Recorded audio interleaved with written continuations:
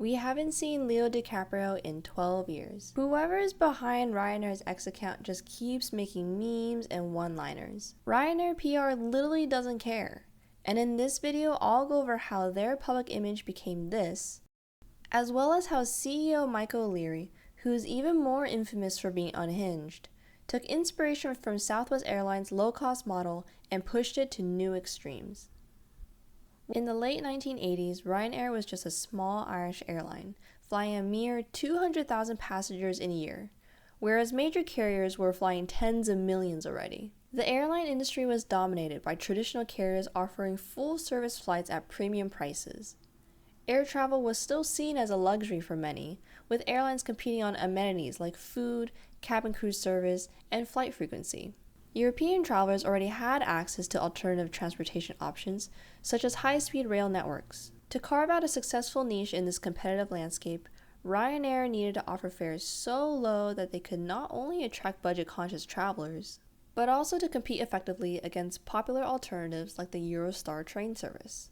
Ryanair's fortunes changed when Michael O'Leary, a young executive at the company, was sent on a fateful trip to Dallas to meet with Herb Kelleher, the legendary founder of Southwest Airlines. Southwest had revolutionized air travel in the United States with its low-cost model. During a boozy dinner that O'Leary claims ended with him asleep under the table, Kelleher shared the secrets of Southwest's success. It wasn't just about offering low fares, it was about operational efficiency. O'Leary was amazed to learn that Southwest could turn around an aircraft in just 15 minutes, compared to Ryanair's 1 hour and 15 minutes.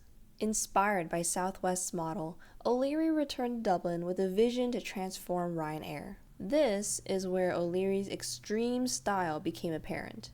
He fired staff on the spot, anyone who doubted his plan of replicating Southwest's quick turnarounds, and quickly replaced them with a team committed to the new approach. Ryanair began adopting many of Southwest's strategies, such as flying to smaller, less congested airports and eliminating luxuries like legroom and free meals. O'Leary, who became CEO in 1994, didn't just copy Southwest's playbook, he amplified it. Ryanair stripped back its operation to the bare bones, removing even seat pockets from planes. The airline introduced charges for almost everything beyond the basic fare, from choosing a seat to bringing a bag on board. This approach faced significant backlash. Ryanair became known for its poor customer service and nickel-diming tactics.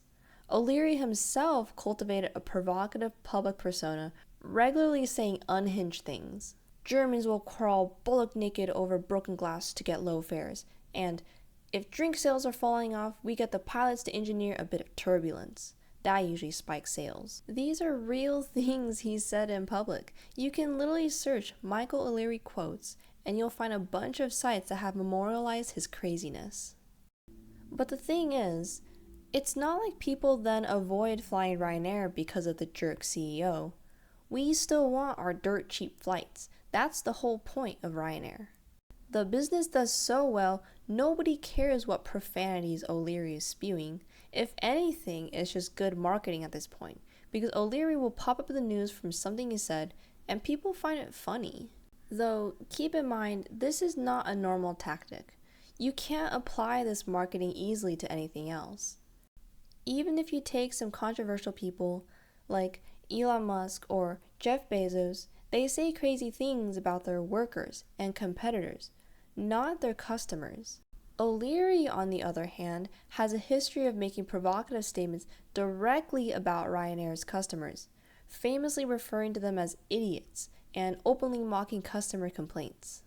Ryanair's aggressive cost-cutting also led to clashes with staff.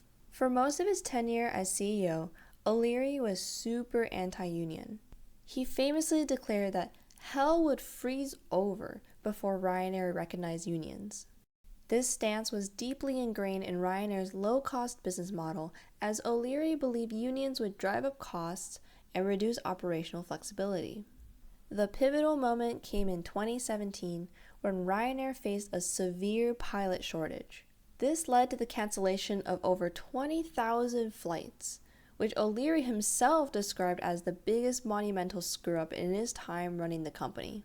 Faced with the prospect of more flight cancellations and potential loss of market share, O'Leary reluctantly agreed to recognize pilot unions in December 2017. This was a major shift in Ryanair's labor relations policy. Interestingly, the acceptance of unions ended up benefiting Ryanair in ways O'Leary hadn't anticipated, particularly during the COVID-19 pandemic.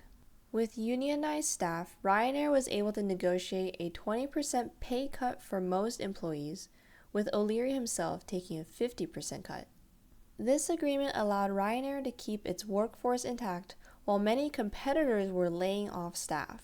As a result of these negotiations, when air travel began to recover in 2022, Ryanair was well positioned to capitalize on the rebound. While other airlines struggled with staff shortages and had to cancel flights, Ryanair was able to operate at 130% of its pre-pandemic capacity. O'Leary now acknowledges the benefits of working with unions. The ability to negotiate with a unified workforce helped Ryanair navigate the pandemic more smoothly than many of its competitors. However, I get the feeling that he may change his opinion again once air travel stabilizes more in the future. Despite the controversies and challenges, Ryanair's low-cost model proved incredibly successful. The airline grew from carrying 200,000 passengers annually in the late 1980s to an expected 200 million in 2024. It has become the largest airline in Europe and one of the most profitable in the world. Ryanair's success has forced the entire airline industry to adapt.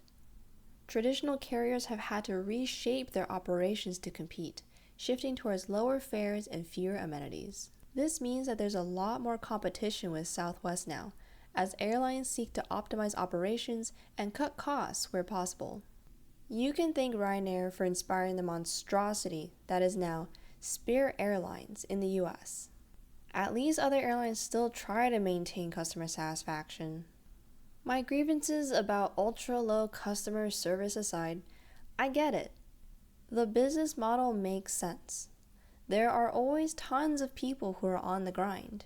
Especially after getting hit by an economic crisis or the pandemic, we want to save where we can. And if no legroom and no complimentary meal means my ticket is cheaper, then so be it. It is a fact that Ryanair stands as a behemoth in the airline industry, with O'Leary on the verge of a €100 million bonus for doubling the company's stock price. Love it or hate it, Ryanair has fundamentally changed air travel, making it more accessible to millions while redefining expectations of the flying experience. As O'Leary puts it, Ryanair isn't concerned with being loved. It's focused on being the lowest cost, lowest fare provider, a strategy that has proven remarkably effective in reshaping the skies over Europe and beyond. Would you be okay with this? Or would you pay extra for quality of life? Thanks for visiting Too Big to Frog. We'll see you next time.